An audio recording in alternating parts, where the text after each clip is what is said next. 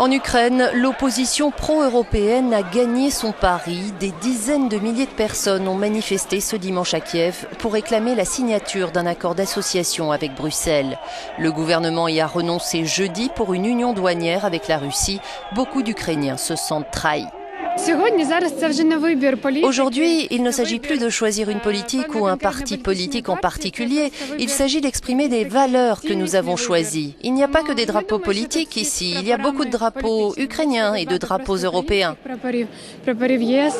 D'après un sondage indépendant, 45% des Ukrainiens souhaitent se rapprocher de l'Europe. Seuls 14% lui préfèrent la Russie. Des manifestants ont tenté de prendre d'assaut le siège du gouvernement ce dimanche, mais ont été repoussés par la police à coups de gaz lacrymogène.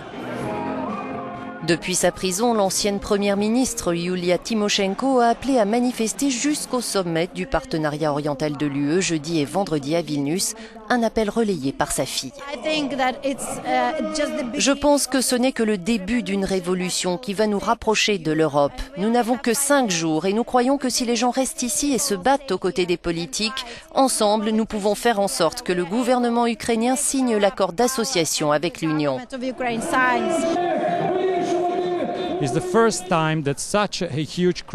C'est la première fois qu'une foule d'une telle ampleur descend dans la rue depuis la révolution orange il y a 9 ans. Le gouvernement Azarov et le président Yanukovych ne s'attendaient pas à une telle réaction de la part des Ukrainiens.